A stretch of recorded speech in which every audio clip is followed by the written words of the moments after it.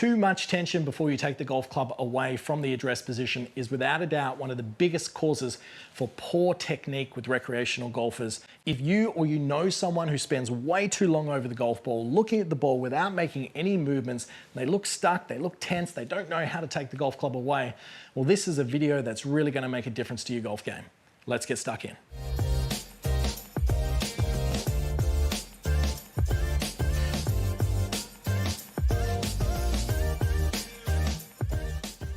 Welcome back to the channel, guys. Kerry Gray here in the studio at Joondalup Resort. Before we get stuck in, please go down below, click subscribe, click that little bell so you get notified of all the great content coming your way just like this. Also, just a friendly little reminder, I am available for online coaching, personalized assistance with your golf swing from myself. I just need you to send me your swing via an app called Skillest. I'll link down below or exactly to my profile. And once you've done so, I'll get a better understanding of your frustrations, what you'd like to achieve with your game. And then we can really work together to produce some tangible results, which you may have been struggling to try and implement for a long period of time. But in today's session, we are going to be talking specifically to the majority of golfers out there who have a tension issue in their golf swing. Not only the golf swing, but also their setup. So what is tension? Tension, if I was describing it very simply put, is a point or a moment of where the player is inactive over the ball and their muscles are not moving enough in more of a flowing, relaxed state. So what does that mean? Well, first of all, I'm going to show you what we see with the average professional before they hit a golf ball. And then I'm going to show you what the recreational golfer does. And I'm going to hit these two shots and I want you to see if you can see the difference. So assuming I've stood behind, I've walked in, I'm going to line my club face up. I'm going to show you what the professional does. Looking at the target, they're getting set, they're getting prepared, they're nice and relaxed. One last look, feeling good, off they go. So that's generally what we would see with the professional before I strike the ball. All right, so let's have a look what an amateur does. An amateur, they might start off very similar. They'll walk in, they'll set the club behind, they might look at the target, but then we generally see this. A few seconds where they're stuck over the ball motionless. They're not moving, they're not juggling their weight between their feet, their arms are stuck and static. They may be trying to tense up their lead arm because they think keeping a straight left arm is good. And then as they start to make their motion, there's way too much tension in their body. They're pulling the arms across and it's very hard to make a fluid, dynamic golf swing, which we see with the professional golfer when they go about performing the motion. So the average amateur would look like this.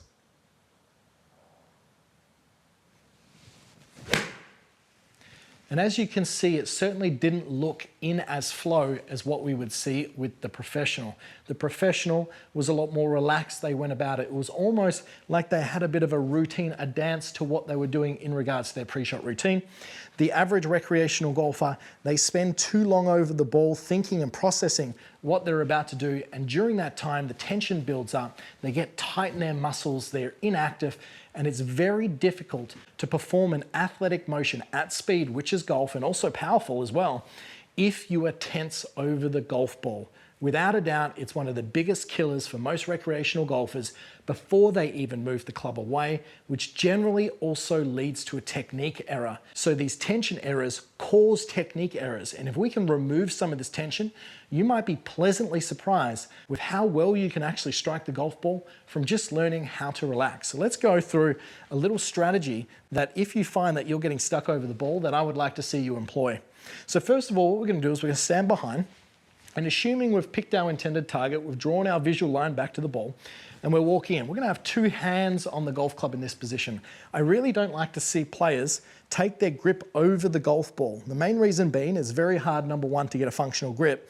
And number two is they generally start to put their hands in different positions each and every time, and they're spending too long over the ball. There's a simple concept in which we divide the golf shot into three stages. The first, we've got our think zone, which is behind, in which we're processing, we're understanding the shot we're about to hit. We're taking in all this information and we're getting ready to make a calculated judgment of what we think we need to do for the shot. We then walk into the play zone. This is where we are going to be an athlete. We're going to go ahead, we're going to execute this shot like you would see the guys on TV. They don't spend too long in this box. Then after they've done that, we've got the last zone, which is the reflection zone, okay? So we're thinking and assessing and evaluating what we've done on that shot, and then we move on, preparing ourselves for the next. Today, we're talking about the play zone, what we're gonna do in this area when we're over the ball to make sure we're comfortable, we're relaxed, and we're ready to produce an athletic motion. So we're gonna stand behind with two hands on the club. We're gonna walk in, pumping our arms towards us like this, back and forth, back and forth. You're gonna lay the club down, lining your club face up with your intended target. We've talked a lot about this in previous videos, but once you've done that, you're looking at the target. As you set your feet, I want you to do the following. You're gonna make little circles of the club head back and forth as you slightly pump your arms towards you while also juggling your feet. Now, this might seem like a lot, but these are exactly the movements that you will see with the average PGA professional before they hit a shot. The reason golf is so challenging, it is a dynamic athletic sport played from a static position.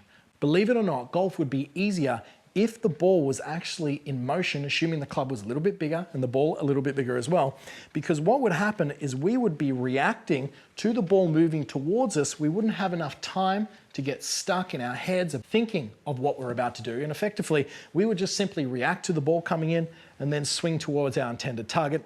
The ball would get in the way of the swing. We see far too many players setting up to the ball, looking at their target, then stopping and thinking about what they're gonna do. They get tight, they get tense, they find it very difficult to pull that trigger, take that golf club away, and that leads to the tension and the technique errors. So once we've got our two hands on the club, we're pumping our arms, we're getting these little circles of the club head, we've set our face, we're looking at our target, we're pulling our arms towards us in the little circles. What we're doing here is we're now in our pre-shot routine just before we're about to hit the shot. We're looking at our intended target, and then by the time you're ready to look back to the ball, that's when you would pull the trigger.